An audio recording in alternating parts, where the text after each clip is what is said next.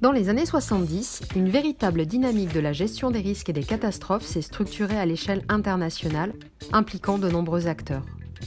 Parmi tous les organismes impliqués, l'un des principaux est l'UNDRR, Bureau des Nations Unies pour la réduction des risques de catastrophes.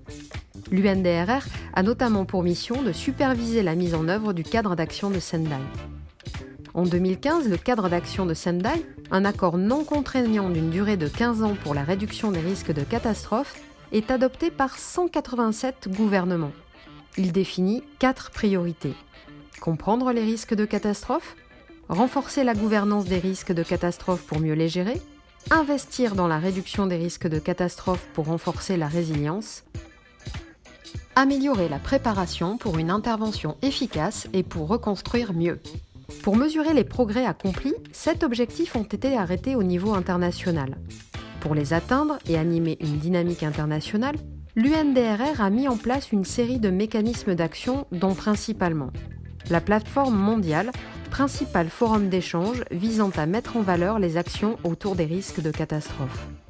Des plateformes régionales, c'est-à-dire par grandes régions du monde, mises en place pour une meilleure coopération et des échanges de bonnes pratiques entre les pays et les communautés. Des plateformes nationales, telles que la plateforme nationale française, dont le point focal est la DGPR et l'un de ses acteurs actifs est l'AFP-CNT.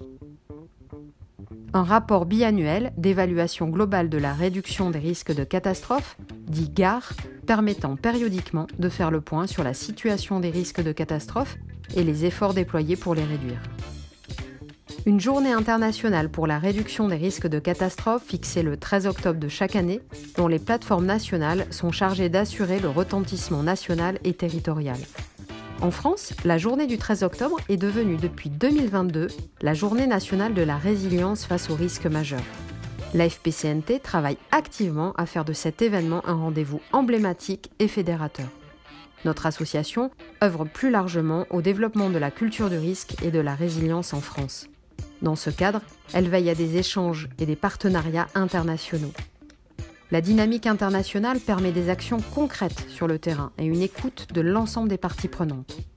Dans ce contexte international, l'AFP-CNT est un des représentants actifs de la société civile française. N'hésitez pas à nous rejoindre pour agir ensemble.